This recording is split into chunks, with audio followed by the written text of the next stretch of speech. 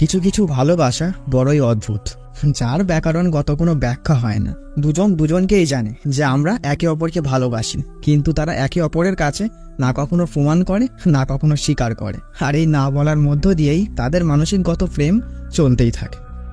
তো আজকের গল্পটি দেখো, সত্যিই মন ভালো হয়ে যাবে। তো চলো গল্পে যাওয়া যাক। তো গল্পের শুরুতেই আমরা দুটি বাচ্চার ছোট থেকে বড় হয়ে ওঠার একটা দৃশ্য দেখতে পাই। তাদের একসঙ্গে ঘোরা, বেড়ানো, খাওয়া দাওয়া, খুনসুটি ইত্যাদি ইত্যাদি, যেমনটা আর কি একটা ছেলে ও একটি মেয়ে বেস্ট ফ্রেন্ডের মধ্যে হয়ে থাকে। তো এরপরে 20 বছর পরের একটা সিন দেখতে পাই। এই যে সেই মেয়েটি, এর নাম লাবণ্য। এ একজন মিউজিক থেরাপিস্ট। সে সবাইকে এই বিষয়ে বোঝাচ্ছে যে মিউজিক বা গান আমাদের কতটা উপকার করে। মন যদি ভালো না থাকে তো মন ফ্রেশ করে দেয়। তো এই কথার মাঝে হঠাৎ একটি মেয়ে আসে। এ হলো লাবণ্যের খুবই কাছের বান্ধবী। সবাই একে বড় বুড়ি বলে ডাকে, আর একে ছোট বুড়ি বলে ডাকে। আসলে বড় বুড়ির বিয়ে ঠিক হয়ে গেছে, তাই সে লাবণ্যকে বলতে এসছে। আর এইদিকে আমরা অমিতকে দেখতে পাই। এ হচ্ছে লাবণ্যর সেই ছোট্টবেলার বন্ধু। তাকে একটা মিউজিক স্টুডিওতে দেখতে পাই। আসলে এ মার্কেটিং অ্যানালাইসিস করে। তো সিঙ্গারের গান গাওয়া অমিতের ঠিক পছন্দ হচ্ছিল না। তো তার ইনভেস্টার বলে এখানে এসব চলবে না, এটা মুম্বাই, এখানে ওইসব রবীন্দ্রসঙ্গীত চলবে না। তখন কতকটা অমিত রেগে গিয়ে বলে, আপনাদের মুম্বাইও কখনো আমাদের কলকাতা হতে পারবে না, যেমন আপনাদের পানিপুরি কখনো ফুচকা হতে পারবে না। যেহেতু লাবণ্যর বান্ধবী বড় বুড়ির বিয়ে হয়ে যাচ্ছে, তাই লাবণ্যর মা লাবণ্যকে বিয়ে করার জন্য তাগিদা দিতে থাকে।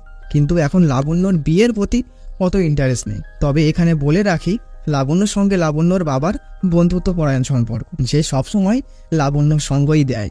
তো লাবণ্যর মা বলে, দেখ তোর বান্ধবী বুড়ি এনারাই ছেলে পেয়ে বিদেশ যাচ্ছে, আর তোর বিয়ে নিয়ে কোনো মাথা ব্যথাই নেই। আর কতদিন আইবুড়ো থাকবি তুই? আমি তোর জন্য একটা ছেলে দেখেছি, ও আমেরিকায় থাকে। লাবণ্য বলে, ওসব ফরেন আমার পছন্দ না, করলে আমি আমার কলকাতার ছেলেকেই বিয়ে করবো। তা তুমি আমেরিকান ছেলে কোথার থেকে জোগাড় বললে? লাবণ্যর মা বলে, প্রথমে ডেটিং সাইটে তোর নামে একটা অ্যাকাউন্ট খুলেছি, তারপরে তোর ছবি দিয়ে ডিপি দিয়েছি, তারপরে আমি কথা বলে ও ছেলে পটিয়ে নিয়েছি। বাহ, এ তো আলাদাই লেভেল। তো এইদিকে আমরা অমিতকে দেখতে পাই। তার মনটা ভালো নেই, কারণ তার কাজ বাজও এখন ঠিক যাচ্ছে না। তো অমিতের বন্ধু অমিতকে বলে, লাবণ্যর সঙ্গে তুই ঝামেলা মিটিয়ে নে, তুই ওখানেই ভালো থাকবি। তো তখন অমিতের কিছু পুরানো স্মৃতি মনে পড়ে। আসলে তাদের একটা ব্যান্ড ছিল, নাম ঘরে বাইরে, আর লাবণ্য অমিতকে সবসময় এতে সাহায্য করত, আর তারা মিউজিক নিয়ে খুবই উৎসুক ছিল। তো এমন সময় অমিতের প্রডিউসার ফোন করে বলে যে তাকে একটা মিটিংয়ের জন্য কয়েকদিন কলকাতায় যেতে হবে। তো বড় বুড়ির এঙ্গেজমেন্টের দিন অমিত কলকাতায় ফিরে আসে। তো অমিত বাড়ি আসায় অমিতের মাও খুব খুশি হয়। তো অমিত ঠিক করেছে যে সে তার কাজ মিটিয়ে আর একেবারেই বড় বুড়ির বিয়ে অ্যাটেন্ড করে সে চলে যাবে। তো অমিত তার ছোটবেলার বন্ধু বন্টর সঙ্গে দেখা করে। তো সে জানায় বড় বুড়ির সঙ্গে ছোট বুড়িরও বিয়ে ঠিক হয়ে গেছে, আর ছেলে এনআরআই, ফরেন। এটা শুনে অমিতের বুকে একটা ছোট্ট ধাক্কা লাগে। আর এইদিকে একটা গোয়েন্দার অফিসে আসতে দেখি লাবণ্যর হবু শাশুড়ি মাকে, মানে যে আমেরিকান ছেলের সঙ্গে লাবণ্যর মা লাবণ্যর বিয়ে ঠিক করেছে, এটা সেই ছেলেটির মা। যেহেতু তাদের একটা পুরো দেশই আলাদা, তাদের মধ্যেও কতকটা শুধু ফোনেই যোগাযোগ, তাই মেয়ে মানে লাবণ্যর ব্যাকগ্রাউন্ড সে জানতে চায়। তো এইদিকে রাস্তায় বড় বুড়ি আর লাবণ্যর সঙ্গে অমিত আর বন্টর দেখা হয়। বন্টু অমিতকে কথা বলতে বললে অমিত দৌড়ে পালিয়ে যায়। তারপরে তাদের সঙ্গে আবার শপিং মলে দেখা হয়। তো এবারও বন্টু অমিতকে কথা বলার জন্য যেতে বললে অমিত যেতে চায় না। সে বলে, না না, আমি ওর সঙ্গে কথাই বলবো না। কিন্তু বন্টু এইবারে ঠেলে অমিতকে লাবণ্যর দিকে পাঠিয়ে দেয়। তো এইবারে দুজনে বড় বুড়িকে ভাড়া করে একে অপরের কথা বলতে থাকে। মানে কথা তো না, ঝগড়া, যেটা তাদের মধ্যে সেই ছোট্টবেলা থেকে হয়েই আসছে। লাবণ্য বলে, বুড়ি ওকে বলে দে 3 বছর পরে ও এখানে আমার সঙ্গে দেখা করতে কি জন্য এসছে? চোরের মতো দেখা করতে এসছে। অমিত বুড়িকে বলে, ও আমাকে চোর বললো? লাবণ্য বলে, তা নয়তো কি বলবে? যে আমাদের বন্ধুত্বের কথা ভুলে যেতে পারে, আমাদের ব্যান্ডের কথা ভুলে যেতে পারে, আমাদের সেই ছোট্টবেলা থেকে বড় হয়ে ওটা ভুলে যেতে পারে, তার সঙ্গে আমি কি জন্য কথা বলবো? এই বুড়ি চল এখান থেকে। তো বন্টু এইবারে রেগে গিয়ে বলে, তোরা চুপ করবি? বড় বুড়ি বলে, তোরা আমাকে ভাড়া করে ঝগড়া করছিস কেন? তোদের এই বয়ফ্রেন্ড গার্লফ্রেন্ডের ঝগড়া বন্ধ করতো।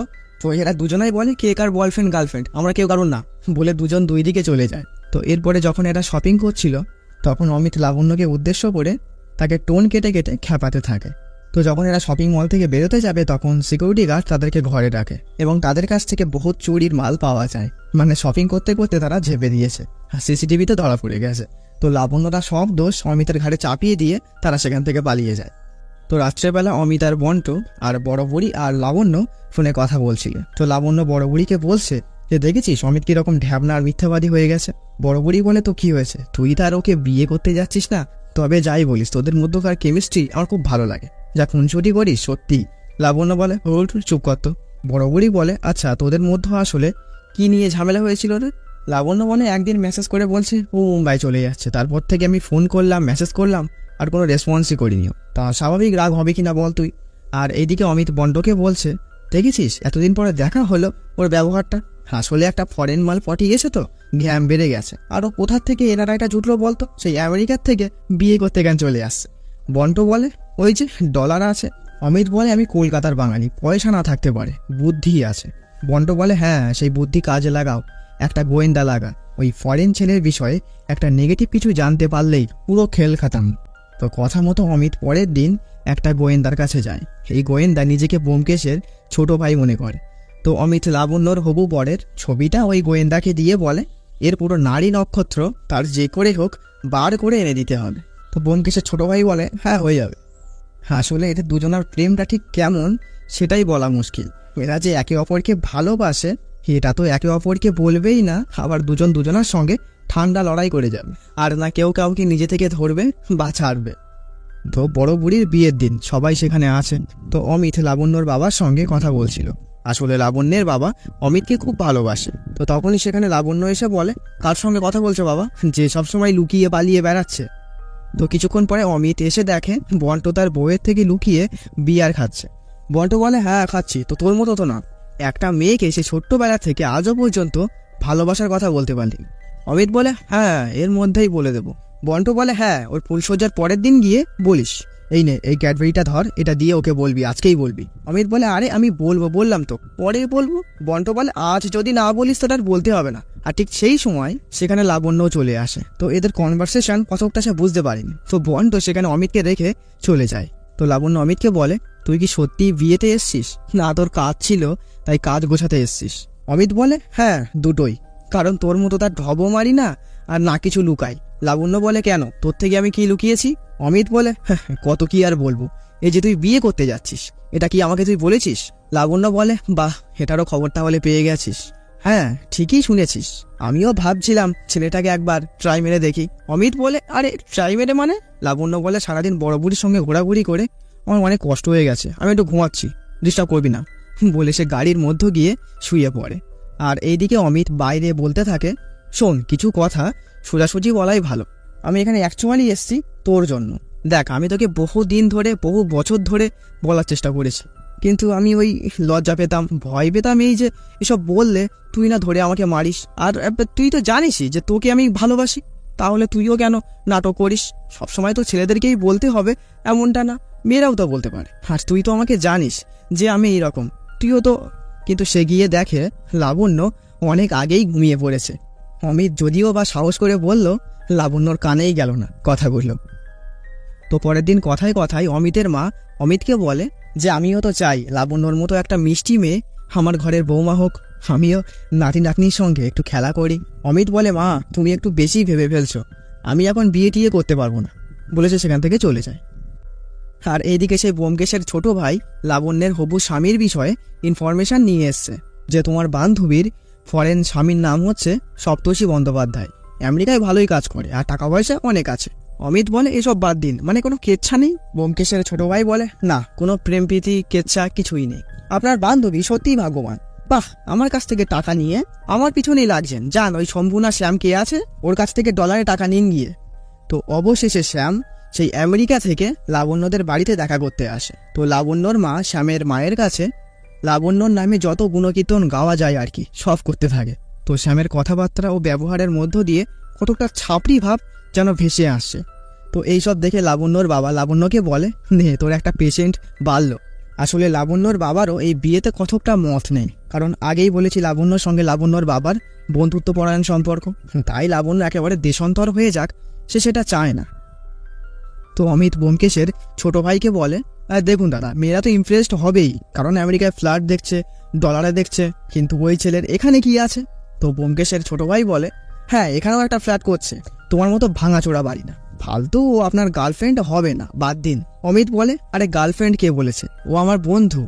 আমি ভাবছি আমাদের পুরানো বাড়িটা বেচে দিয়ে সাউথ কলকাতায় একটা বাড়ি কিনি, কারণ আমার প্রজেক্টের পিছনে সব টাকা লোন সব ওর পিছনেই আছে, সুতরাং আমার কাছে বাড়ি বিক্রি করা ছাড়া আর কোনো উপায় নেই। তো ব্যোমকেশের ছোট ভাই বলে, এই বাড়ি বিক্রি করার সিদ্ধান্তটা ভুল হচ্ছে কিন্তু। তো এর কিছুদিন পরে অমিত বাড়ি বিক্রির বিষয়ে প্রমোটারের সঙ্গে কথাও বলে নেয়। তো অমিত বাড়ি বিক্রি করছে এই খবরটা যখন লাবণ্য শুনতে পায়, তখন সে একদিন অমিতকে লুকিয়ে অমিতদের বাড়িতে চলে আসে এবং একটি পটের মধ্যে থাকা তার একটি ছেঁড়া নুপুর সে বার করে নেয় এবং অমিতের মাকে বলে, তোমার ছেলে তো বাড়ি বিক্রি করতে পারলেই বাঁচে, আর তার সঙ্গে এই বাড়িতে জড়িয়ে থাকা আমার স্মৃতিগুলো আমি বিক্রি করতে পারবো বলে সে ঘর থেকে বাইরে বেরিয়ে আসে। তো সে দেখতে পায় প্রমোটার এক দম্পতিকে তাদের বাড়িটা দেখাচ্ছে। তো এই দম্পতিদের বাড়িটাও বেশ পছন্দ হয়েছে। তো লাবণ্য এদের সাইডে ডেকে বলে যে এই বাড়িটা একটা কবরস্থানের ওপরে তৈরি, আর লোকজনের কথা অনুযায়ী এই বাড়িতে ভূত আছে। তো এরকম খানিকটা ঢপ মেরে লাবণ্য তাদেরকে ভয় পাবিয়ে দেয় এবং তারা ভয় পেয়ে বাড়ি না কিনে সেখান থেকে পালিয়ে যায়। তো পরের দিন অমিত এসে লাবণ্যর বাড়িতে ঢিল মারতে থাকে। তো লাবণ্য নিচে আসতে গিয়ে দেখে ওইদিকে শ্যাম ও তার বাবা মা তাদের বাড়িতে এসছে। তো সে দরজা বন্ধ করে দিয়ে ব্যালকানি থেকে শাড়ি ঝুলিয়ে নিচে নেমে আসে। তো লাবণ্য নিচে আসতেই অমিত বলে, এই তুই বড্ড ঘর জ্বালানি হয়েছিস তো। লাবণ্য বলে, কেন, আমি কি করেছি? অমিত বলে, বেশি ন্যাকামি করিস না। হ্যাঁ কি, আমার বাড়ি কবরস্থানের ওপরে, আমার বাড়িতে ভূত থাকে, তুই ওদেরকে এইসব মিথ্যে বলে ভাগিয়ে দিয়েছিস কেন? লাবণ্য বলে, বেশ করেছি, তোর কি, তুই বাড়ি বিক্রি করতে যাবি কেন? হ্যাঁ। অমিত বলে, আমার বাবার বাড়ি আমি যা ইচ্ছা করব, তোর কি, তুই নিজেকে নিজের মতো করে গুছিয়ে নে আর আমাকেও থাকতে দে। লাবণ্য বলে, মার খাবি না, দূর হয় এখান থেকে। অমিত বলে, হ্যাঁ যাও যাও, তোমার শম্ভু ডাকছে, শম্ভু যাও যাও, এ তো মার না খেয়ে যাবে না বলে তাকে তাড়া করে। তারপরে লাবণ্য শাড়ি ধরে ওপরে উঠতে থাকে আর নিচে অমিত বলতে থাকে, যাও যাও, শম্ভু ডাকছে, যাও বলে সে লাবণ্যকে খেপাতেই থাকে। তো অমিত যেহেতু অনেকদিন পরে কলকাতায় ফিরে এসছে, তাই তাদের যে ব্যান্ড ছিল ঘরে বাইরে তার রিইউনিয়ন পার্টি করা হয় এবং সেখানে লাবণ্য অমিতকে গান গাইতে বলে, মানে কথকটা তাকে ফাঁসিয়েই দেয়। তো অমিত তাদের ব্যান্ডের একটা পুরানো গানও গায়। তো এই গানের মধ্য দিয়ে তাদের সেই আগের মতো ঘোরা বেড়ানো খাওয়া দাওয়া ইত্যাদিও দেখানো হয়। তো তাদের মধ্যকার সম্পর্কটা সেই আগের বারের মতোই আস্তে আস্তে হয়ে যাচ্ছে। তো ফেরার সময় অমিতের কাছে ফোন আসে, আসলে মুম্বাই থেকে তার প্রডিউসার ফোন করেছে। তো অমিত তাকে বলে যে সে বাড়িটা বিক্রি করে সপ্তাহখানিকের মধ্যেই আবার ফিরে যাবে। তো এটা শুনে লাবণ্যর খুবই খারাপ লাগে এবং সে মাঝ রাস্তাতেই গাড়ি থেকে নেমে সে চলে যায়। তো লাবণ্য বাড়ি আসতেই শ্যাম আজকে পুরো ফিজিক্যালিভাবেই একটা আংটি দিয়ে সবার সামনেই লাবণ্যকে প্রপোজ করে, আর এর মধ্য দিয়েই তাদের এঙ্গেজমেন্টও হয়ে যায়। তো অবশেষে বিয়ের সব পর্ব মিটিয়ে বুড়ির আজকে ফাইনালি বিয়ে হচ্ছে। তো অমিত লাবণ্যর কাছে এসে বলে, হ্যাঁ তাহলে তোদের এঙ্গেজমেন্টটাও হয়ে গেল। লাবণ্য বলে, তাহলে খবর পেয়ে গেছিস? অমিত বলে, যাই হোক, তোরও কয়েকদিন পরে বিয়ে হয়ে যাবে। তবে একটা কথা বলি, তোর বরের সঙ্গে যেন আমার মতো মারপিট করিস না, আর বারবার দেশে ফিরবো করিস না। লাবণ্য বলে, ওইসব ফালতু কথা বলিস না। শোন, তোকে একটা কথা বলি। অমিত বলে, আর কি কোনো কথা থাকতে পারে?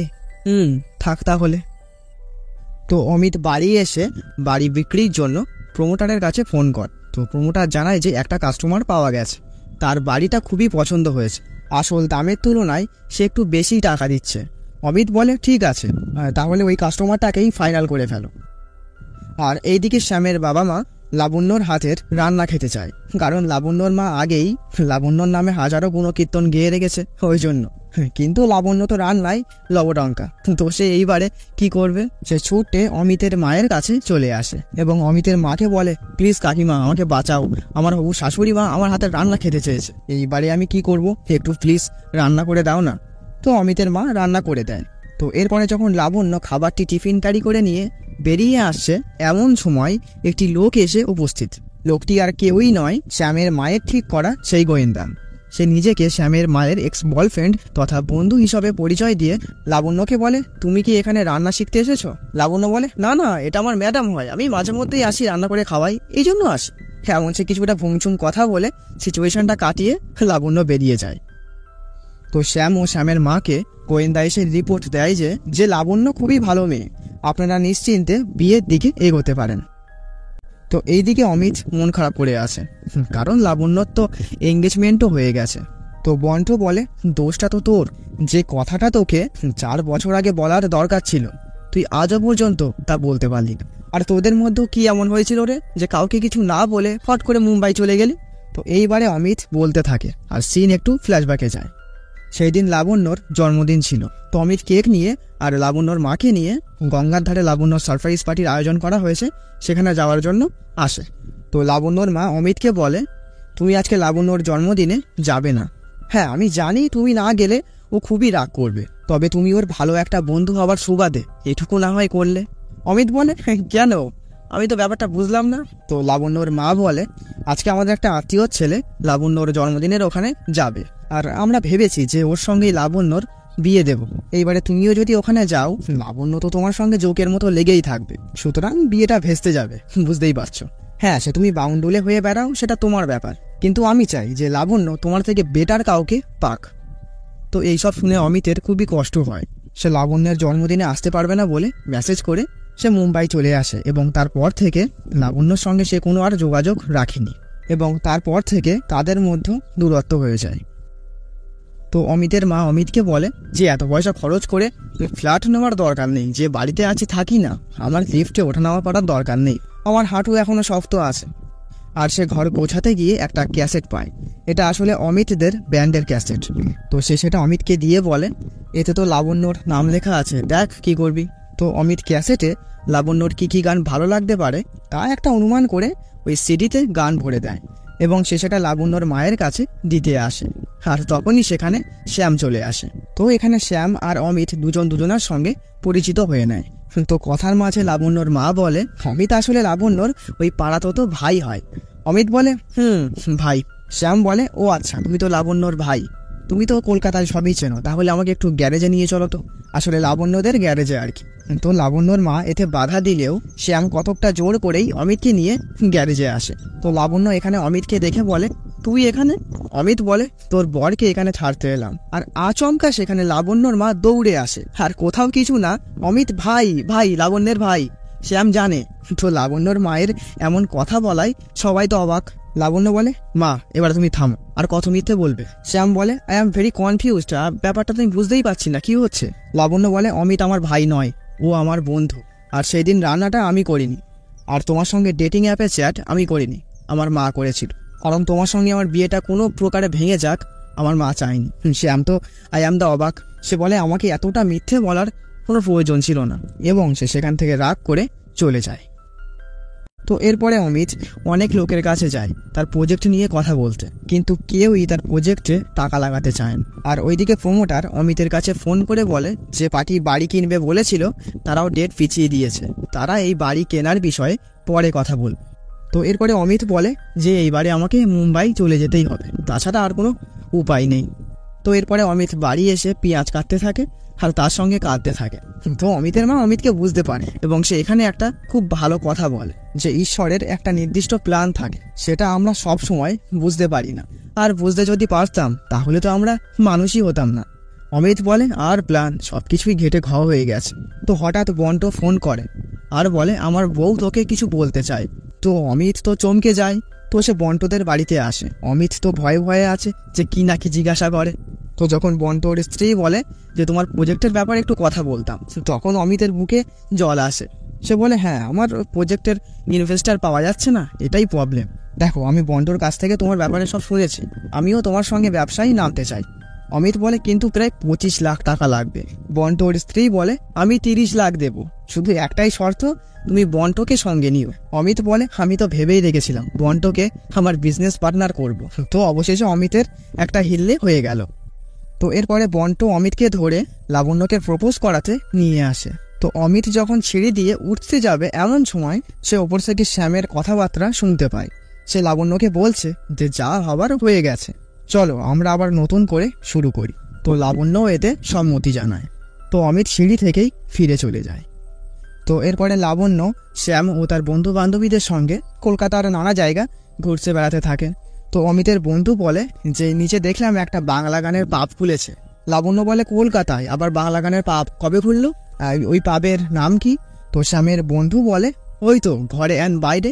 লাবণ্য বলে, ঘরে আর বাইরে? ওটা তো আমাদের ব্যান্ড ছিল, আমাদের নাম কে চুরি করলো? এই কাজটা কে করেছে আমি দেখতে চাই, দরকার পড়লে আমি কেস করে আসবো থানায়। তো লাবণ্যর সঙ্গে সঙ্গে এরা সবাই চলে আসে এবং তারা পাবে এসে দেখে এই পাপটা আসলে অমিত আর বন্ট খুলেছে। তো অমিত যে শেষ পর্যন্ত এত বড় একটা কাজ করে বসবে লাবণ্য কল্পনাতেও ভাবেনি। সে পুরো অবাক হয়ে দাঁড়িয়ে থাকে। তো অমিত এদের সবাইকে খাওয়া দাওয়ার ব্যবস্থা ঠিকঠাক করে দিয়ে সেখান থেকে চলে আসে। তো এরপরে লাবণ্যর বিয়ের তোড়জোড়ও শুরু হয়ে যায়। একদিন অমিতের বাড়িতে বিয়ের কার্ডও চলে আসে। একসময় আশীর্বাদ গায়ে হলুদ পর্বও মিটে যায়। তো লাবণ্য থম মেরে বসে আছে, কারণ সে তো বিয়ে করছে ঠিকই, কিন্তু সে যে আসলে মন থেকে বিয়ে করছে কিনা সে সেটা নিজেই বুঝতে পারছে না। তো লাবণ্য তার মাকে বলে যে আমি কি ঠিক করছি? তো তার মা বলে হ্যাঁ ঠিক করছিস। তো দেখ, এত কিছু হওয়ার পরেও শ্যাম সব কিছুই মেনে নিয়েছে, ছেলেটা ভালো। আর তুই আমাকেই দেখ, তোর বাবাকে পাওয়ার জন্য আমি পাগল ছিলাম। বিয়ের পরে দেখ, কোনোদিন কি আমাকে বিদেশ ঘুরতে নিয়ে গেছে? ওই একটু সিনেমা হল বা এদিক ওদিক, ওই পর্যন্তই। লাবণ্য বলে কিন্তু কষ্টে তো ছিলে না, আর না এখনো কষ্টে আছো, সুখেই তো আছো না? লাবণ্যর মা বলে একটু বাইরে বেরিয়ে দেখ, ভালো লাগবে, আর গুছিয়ে নে। তো লাবণ্য এইবারে অমিতের পাঠানো ক্যাসেটটি দেখে। তার পছন্দের গানগুলো অমিত ওই ক্যাসেটে লিখে রেখেছে, আর তার অজান্তেই তার চোখটা ছলছল করে ওঠে। তো এইদিকে প্রমোটার এসে অমিতকে বলে ওই পার্টি কথা বলে গেছে, ওরা বাড়ি নিতে রাজি। অমিত বলে ওসব করে আর কি হবে, যার জন্যেই যা সে তো আর থাকলো না। প্রমোটার বলে হ্যাঁ সেটা তোমাদের ব্যাপার, কিন্তু এই দাম কিন্তু তুমি আর পাবে না। অমিত বলে হ্যাঁ ঠিক আছে, কথা বলে দেখো। প্রমোটার বলে আচ্ছা ঠিক আছে, তাহলে আমি সপ্তর্ষি স্যারকে বলে দেই। আসলে ওরা তো এখানে থাকে না, 1 সপ্তাহ পরেই আবার আমেরিকা চলে যাবে ওরা। অমিত বলে 1 মিনিট, কি নাম বললে? প্রমোটার বলে সপ্তর্ষি বন্দ্যোপাধ্যায়। অমিত বলে আরে সালা, সে বুঝতে পেরে যায় এটা সেই লাবণ্যর হবু বর সপ্তর্ষি বা শ্যাম। আর এইদিকে লাবণ্যর বিয়ে হয়ে যাচ্ছে। সে পান পাতা তো সরিয়েছে, কিন্তু সপ্তর্ষি বা শ্যামের দিকে তাকাতেই পাচ্ছে না, কারণ সে ইচ্ছাতেও না অনিচ্ছাতেও না। সে যে আসলে কি জন্য বিয়ে করছে সে নিজেও জানে না। আর এমন সময় সেখানে অমিত চলে আসে, আর সে শটান বিয়ের মণ্ডপে ঢুকেই বলে এই তুই কে বে, তুই আমাকে ডলার দেখাচ্ছিস? ডলার? লাবণ্য বলে এই তুই ওকে একদম কিছু বলবি না। অমিত বলে হ্যাঁ হ্যাঁ এখন তোর সাপোর্টেই যাবি। হ্যাঁ সাকসেসফুল তো বর পেয়ে গেছিস, ডলারে পয়সা কামাচ্ছে, আবার জিম করে বাইসেপ দেখাচ্ছে। লাবণ্য বলে তুই চুপ কর, ওকে একদম কিছু বলবি না। তোর বাড়ি কেনার আইডিয়াটা আমার ছিল, ও শুধু সাপোর্ট করেছে। অমিত বলে 1 মিনিট, তুই মানে? কেন, তোর কাছে কি আমি সাহায্য চেয়েছি? লাবণ্য বলে তোর বাড়িটা কেউ কিনে বিল্ডিং বানাক আমি চাইনি, ওই বাড়িটার সঙ্গে আমার অনেক স্মৃতি আছে, আমি কাকিমার সঙ্গে কথা বলেই এসব করছিলাম। অমিত বলে কি, আরে তুই আমার মাকেও পটিয়ে নিয়েছিস? লাবণ্য বলে হ্যাঁ, ওই বাড়িটা যদি আমি কিনি অন্তত বাড়িটা একটা ফ্যামিলির মধ্যেই থেকে যাবে। অমিত বলে 1 মিনিট, তুই কি আমার ফ্যামিলি? লাবণ্য বলে ফ্যামিলি নয় তো দোষটা কার? অমিত বলে আরে আমি তো কিছুই বুঝতে পারছি না। লাবণ্য বলে তুই তো ন্যাকা, কিছুই বুঝতে পারিস না, প্রথম দিন থেকেও কিছু বুঝতে পারিসনি, আজও বুঝতে পারছিস না। আমার জীবন থেকে 3 বছর চলে গিয়ে আমার 3টে বছর নষ্ট করলি, আর এখন ফিরে এসে তাও আমাকে জ্বালাচ্ছিস, আর এখন আমার বিয়েটাও ভেঙে দিচ্ছিস। আরে কি চাস তুই? অমিত বলে আরে তুই কি চাস? লাবণ্য বলে এখনো বলে দিতে হবে। এইবারে অমিত লাবণ্যর মাকে গিয়ে বলে আপনি ওর জীবন থেকে আমাকে সরে যেতে বলেছিলেন, আমি চলে গিয়েছিলাম। আমি জানি ওর সঙ্গে আমার মানায় না, আর আমি ওর যোগ্যও না, আর না হয়তো কোনোদিন হতেও পারবো। হ্যাঁ কিন্তু এভাবে আমি নিজেও বাঁচতে পারছি না। হ্যাঁ সত্যি আমার কাছে টাকা নেই, গাড়িও নেই, হ্যাঁ ওই আছে একটা বাড়ি আর স্বপ্ন, আর সত্যি কথা বলতে আমার থেকে বেশি ভালো লাবণ্যকে হয়তো আর কেউ বাঁচতেও পারবে না। তো এটা শুনে লাবণ্যর বাবা খুবই খুশি হয়। সে বলে বাবা তাহলে এতদিনে লাইনে এলি? লাবণ্য বলে তুই তাহলে সত্যিই এতটা কথা বলতে পারলি? হ্যাঁ আমি আরও বলবো। লাবণ্য বলে না থাক, আর কিছুই বলতে হবে না, চ। লাবণ্যর মা লাবণ্যকে বলে তুই কিন্তু ওর সঙ্গে জীবন কাটাতে পারবি না। লাবণ্য বলে জীবন কেটে যায় মা, শুধু কিভাবে কাটাতে হয় জানতে হয়, বলে লাবণ্য অমিতের হাত ধরে সেখান থেকে পালিয়ে যায়। তো তারপরে তারা গঙ্গার ঘাটে আসে। লাবণ্য অমিতকে বলে শুধু তোর মুখ থেকেই একটা কথা শোনার জন্য এত বছর অপেক্ষা করেছি আমি তোকে পছন্দ করি, এই ছোট্ট কথাটা বলতে তোর এত ভয় এত লজ্জা? অমিত বলে হ্যাঁ তোকে আই লাভ ইউ আমি মানে কিভাবে বলবো তা? লাবণ্য বলে তুই আমাকে কোনোভাবেই বলেছিস তা? তুই না বললে আমি জানবোটা কি করে? অমিত বলে আচ্ছা বলছি, একটু ওইদিকে তাকা। লাবণ্য বলে আরে তুই বলবি? অমিত বলে দেখ আমি ভাবতাম যে তুই আমার থেকে ভালো কাউকে ডিজার্ভ করিস, কিন্তু আজ আমি বিশ্বাস করি যে আমার থেকে বেটার কেউ তোর জন্য আর হতেই পারেন। এবং সে পকেট থেকে শাখা পলা বার করে লাবণ্যকে দিয়ে বলে এই লাস্ট 3 বছর আমি এটা সঙ্গে করে নিয়েই ঘুরছিলাম, যাক অবশেষে দিতে পারলাম। লাবণ্য এবারে সত্যি সত্যি আবেগী হয়ে যায় এবং সে অমিতকে জড়িয়ে ধরে কাঁদতে থাকে। আর এখানেই গল্পটি শেষ হয়ে যায়।